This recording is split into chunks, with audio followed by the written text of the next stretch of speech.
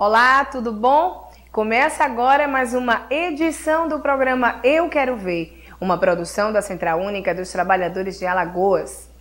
E hoje a nossa edição está especial. Vamos exibir um documentário feito pela TV dos Trabalhadores lá de São Paulo que mostra as obras e a vida de Graciliano Ramos. Em 2013, comemora-se 60 anos de morte do escritor, que mesmo não estando aqui, ainda continua encantando a todos com suas obras.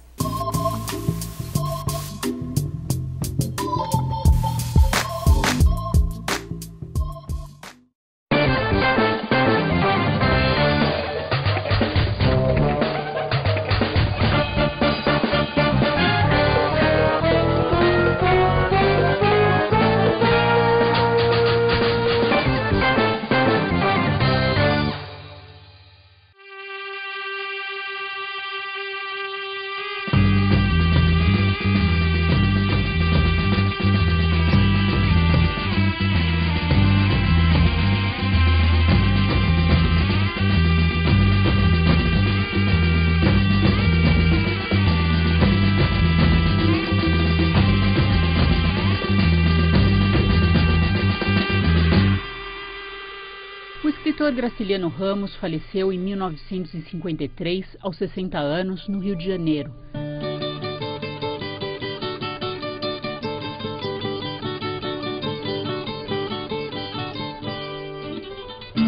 Deixou obras fundamentais para a literatura brasileira, entre elas Vidas Secas, São Bernardo, Angústia e Memórias do Cárcere. Foi preso uma vez por questões políticas. Foi casado 2 vezes e teve 8 filhos. Quando adulto, morou no Rio de Janeiro, onde também trabalhou como jornalista. Passou parte da infância e juventude em Palmeira dos Índios, no Nordeste. Autodidata, aprendeu a ler e escrever tardiamente. Nasceu em 1892, na cidade de Quebrangulo, no interior de Alagoas.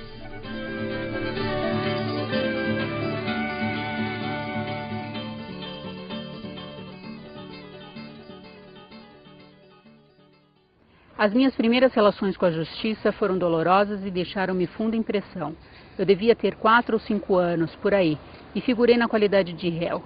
Certamente já me haviam feito representar este papel, mas ninguém me dera entender que se tratava de julgamento. Batiam-me porque podiam bater-me, e isto era natural. O trecho abre o capítulo Um Cinturão, do livro Infância, de Graciliano.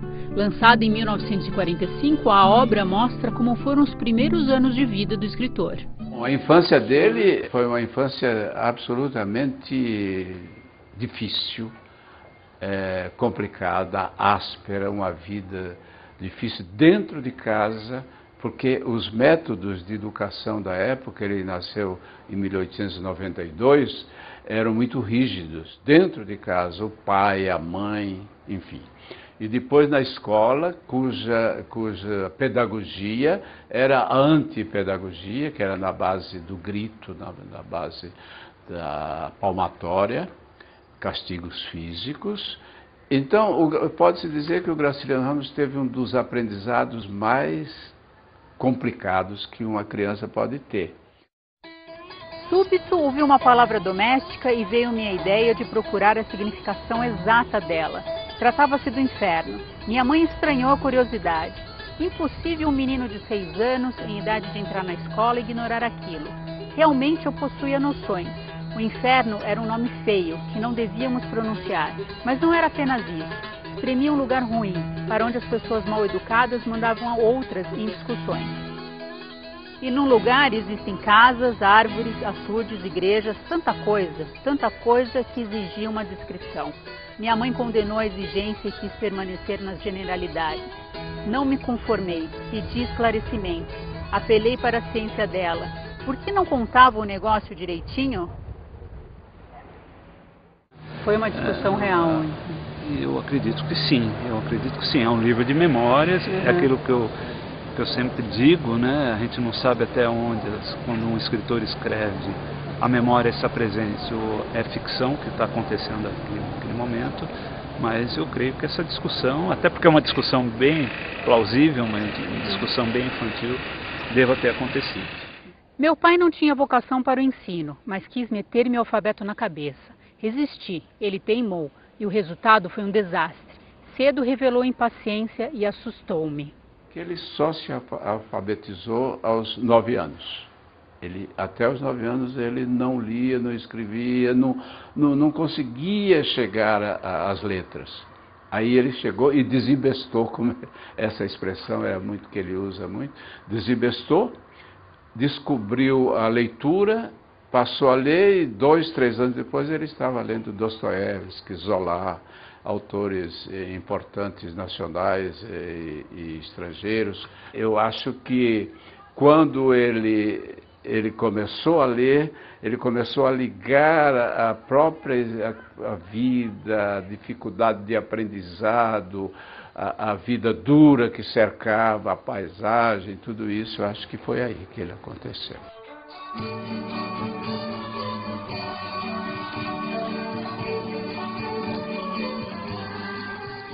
Audálio Dantas é autor do livro A Infância de Graciliano Ramos. Eu me baseei, evidentemente, no próprio texto do Graciliano, A Infância, que é um livro de memórias, que é magnífico também esse livro, mas completei isso com informações de pessoas, a Luísa Ramos, que é a última filha dele, e algumas histórias que eu tinha antes tido com a Heloísa Ramos, que era a viúva do Graciliano, uma pessoa magnífica. Enfim, eu pude compor essa história que acho que o resultado foi bom. Aos 10 anos, Graciliano descobriu um tesouro. Era a biblioteca do dono do cartório, o tabelião Jerônimo Barreto. Ele passava pela calçada, espichando os olhos para a sala, onde uma grande estante exibia encadernações coloridas. Namorava os livros de longe, até que um dia tomou-se de coragem, bateu à porta e pediu: "O senhor me empresta um livro?" Trecho do livro A Infância de Graciliano Ramos, de Audálio Dantas. Graciliano sempre foi uma pessoa que leu bastante, né? Graciliano foi um leitor ávido, desde muito criança ele começou a ler e com muita voracidade, lendo todo tipo de literatura. Ele lia em francês, ele lia em inglês, ele era um autodidata em termos de idioma. E eu tenho a impressão que quando a gente lê muito, quando a gente tem uma formação tão sólida em termos de leitura, as escolhas são diferentes.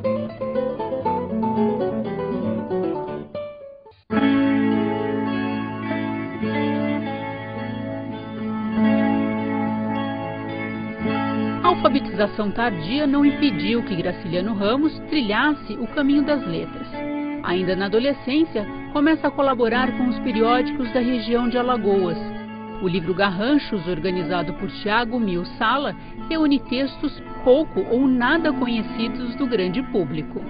Em certo sentido, essa obra, na verdade, o trabalho de produzi-la acabou realmente mudando a maneira de encarar o autor. Porque, por exemplo, um dos méritos desses garranchos é tentar apresentar para o grande público facetas pouco conhecidas do Graciliano Ramos.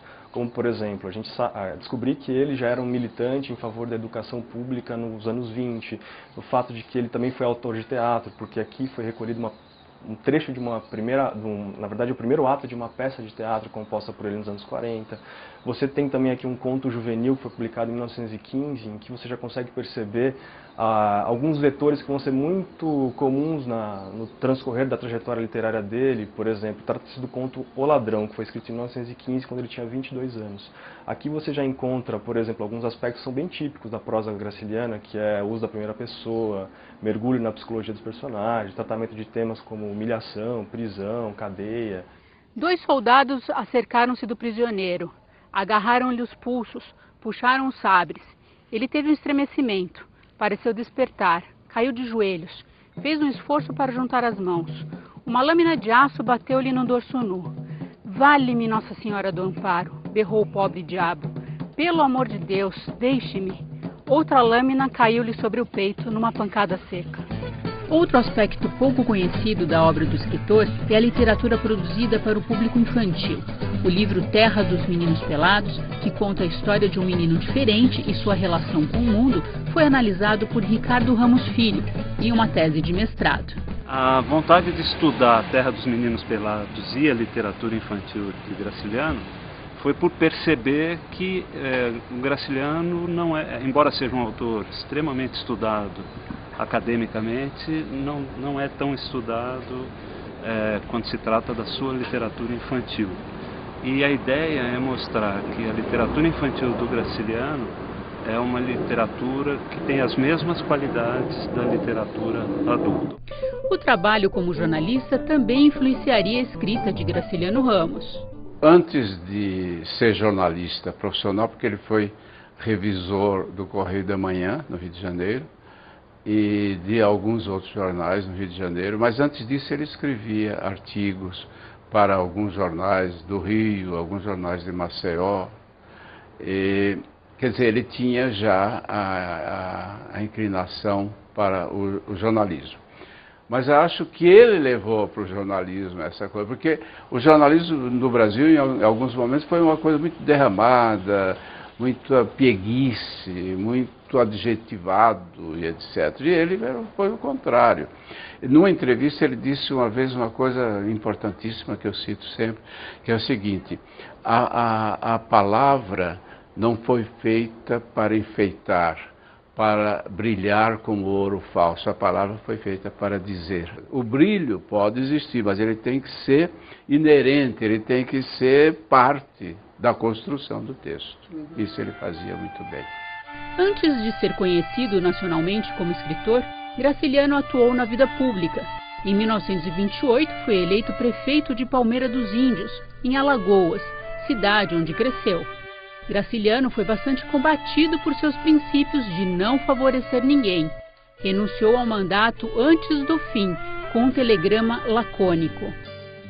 Excelentíssimo governador do estado, comunico a Vossa Excelência que hoje renunciei ao cargo de prefeito deste município.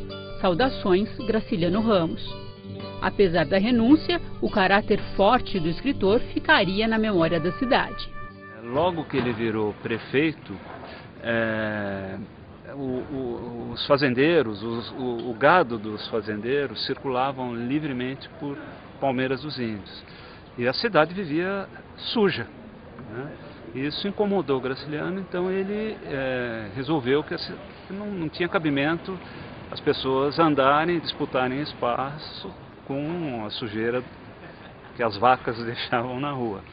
Então ele passou a multar as pessoas, visando não permitir que o gado circulasse solto pela cidade. E um dia ele chegou na prefeitura e um funcionário da prefeitura veio muito sem jeito contar para ele que umas vacas do velho Sebastião tinham sido encontradas e tinham sujado algumas ruas da cidade. E ele pediu que fosse lá, e estava o funcionário muito sem jeito, afinal era pai do prefeito. Mas o Graciliano falou: não, a frase do Graciliano foi: pode lavrar a multa, que o prefeito não tem pai. Diz que o velho Sebastião ficou muito bravo, mas que a partir dali nunca mais ninguém viu uma vaca dele andando pelas ruas da cidade. Isso é verdade. Palmeira não tem árvores. Já repararam na tristeza que há nas cidades desarborizadas? Por isso Palmeira é triste. As ruas têm um ar pesado dos rostos que não riem. Como o riso é a beleza do rosto, a árvore é o riso da rua. É preciso, pois, que a nossa cidade ria. Arborizemo-la o quanto antes. O que você percebe no transcorrer dos anos, ou seja, quando eles, tanto do ponto de vista temporal quanto geográfico, você percebe que nos textos iniciais o Graciliano estava muito mais preso à materialidade da vida da cidadezinha, no caso Palmeira dos Índios. Depois, quando ele muda para a capital Maceió, ele também está muito preso a essa vida provinciana. Na medida em que ele vai para o Rio de Janeiro, o foco de interesse dele obviamente muda. Ele deixa de ter preocupações locais e passa a pensar no grande diálogo nacional. Então ele olha para a região enquanto um componente da nação. Então ele, na verdade, participa desse grande debate, tanto em termos políticos quanto literários.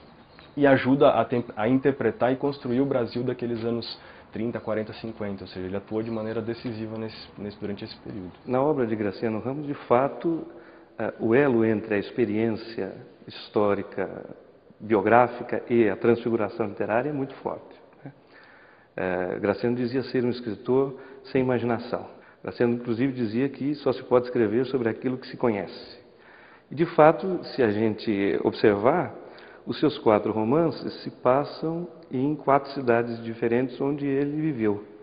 Caetés, em Palmeira dos Índios, São Bernardo, em Viçosa, Angústia, em Maceió e Vidas Secas, em Buíque, interior de Pernambuco.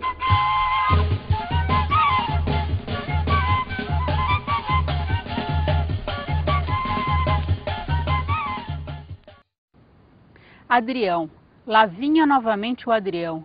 Que acaso infeliz amarrara aquele estafermo a mulher que devia ser minha. Cheguei tarde. Quando a conheci, já ela era do outro. E pensar que há indivíduos que têm tudo quanto necessitam. Para mim, dificuldades, complicações.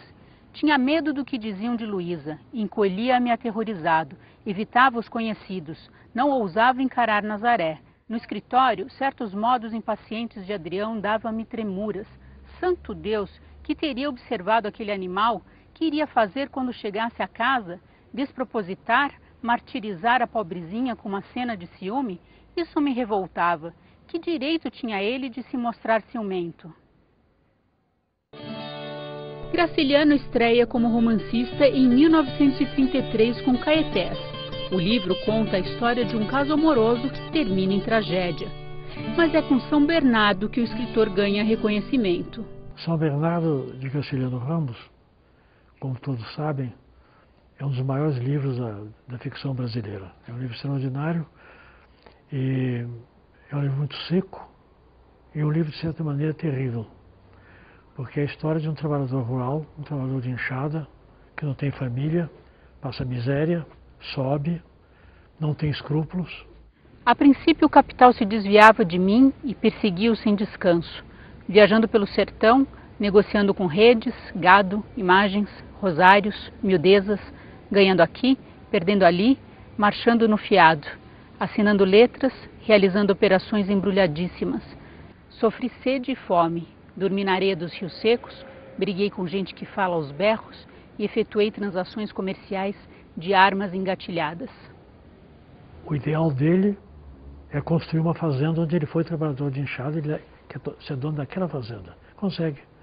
Ele consegue fazendo as piores coisas que for possível fazer. Ele consegue fazer com que a produção daquela propriedade rural acaba crescendo, mas para isso ele acaba adotando uma postura extremamente tirânica em relação aos trabalhadores. Então a obra trata todo o tempo desse movimento, ou seja, da exploração do trabalho, porque ao mesmo tempo que esse Paulo Honório ele foi explorado durante muito tempo, teve até uma passagem pelo cárcere, e depois ele se torna explorador. Já acabei, seu Paulo. Não acabou nada. Acabei, senhor, sim. Juro por essa luz que nos alumia. Mentiroso! O gado está morrendo de fome, roendo a madeira. Ainda agora os costos estavam cheios. Nunca vi gado comer tanto. Ninguém aguenta mais viver nessas terras. Não se descansa. Está se metendo a peça, seu safado! Mas, seu Paulo, vai trabalhar, seu vagabundo! Há um momento que ele diz, agora eu preciso de um herdeiro. E é no momento que ele diz, agora eu preciso de um herdeiro, que surge a questão do casamento. E aí as circunstâncias levam a que ele se case com Madalena, que é professora da cidade. E Madalena é uma pessoa muito sensível, que tem outra experiência, outra formação, e que é inclusive distinta da formação daquelas pessoas que trabalham com o Paulo Honório, né? E a presença dela vai gerar pela primeira vez um embate, né? De alguém que diz não, de alguém que contesta, de alguém que se põe como um sujeito diante dele.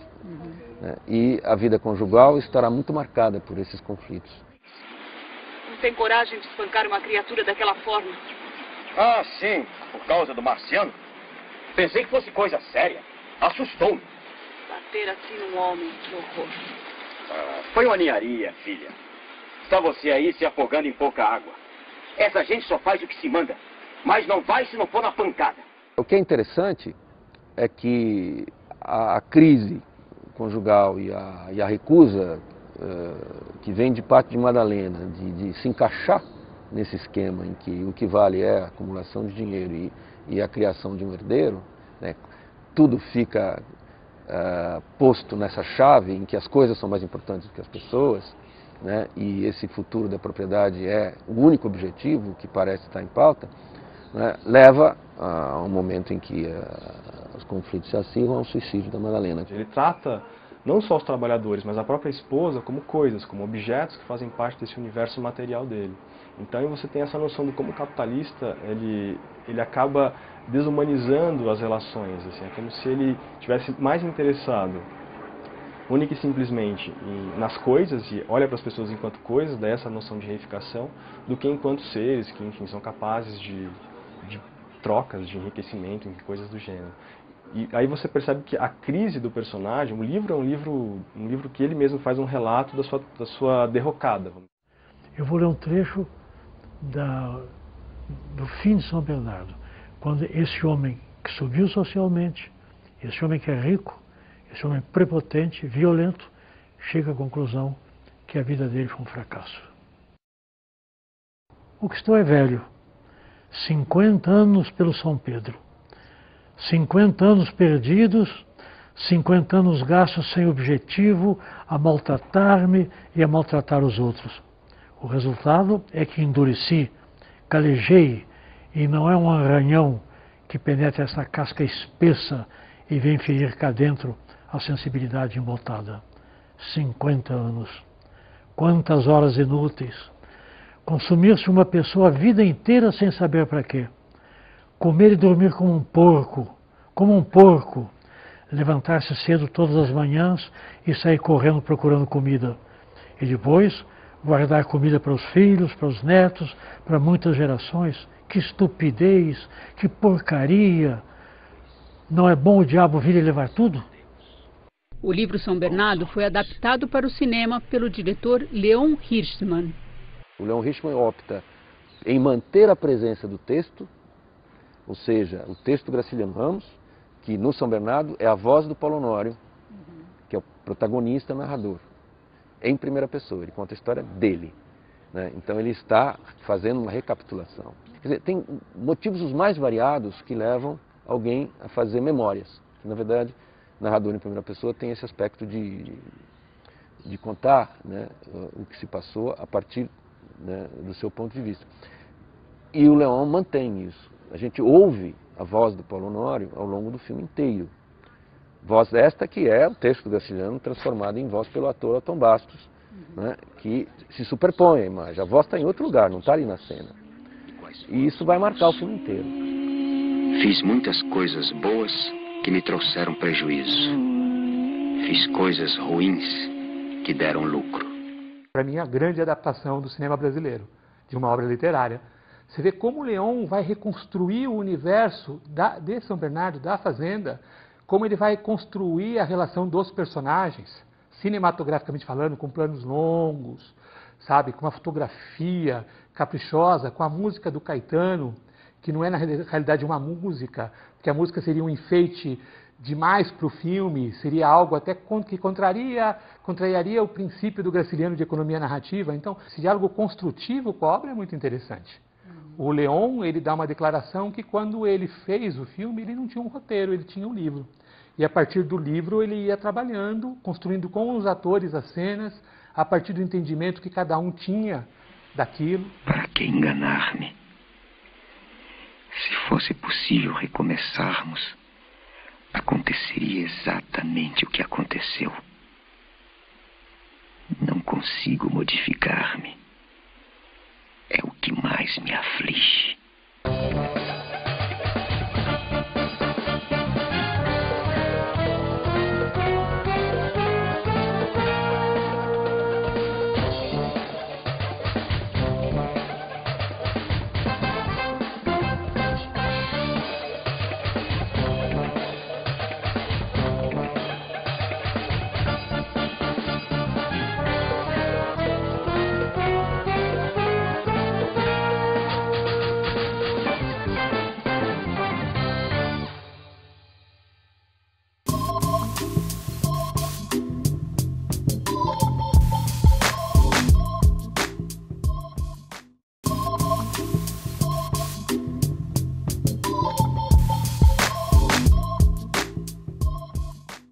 termina agora mais uma edição do programa Eu Quero Ver. Mas se você deseja acompanhar e rever nas nossas matérias, acesse o nosso blog que vai aí na sua tela, euquerovercult.blogspot.com. O nosso Facebook é programa Eu Quero Ver. E se você deseja enviar críticas, sugestões, mande para o nosso e-mail euquerovercult@gmail.com. Muito obrigada pela sua companhia e eu espero passar essa semana juntinho com você. Até amanhã!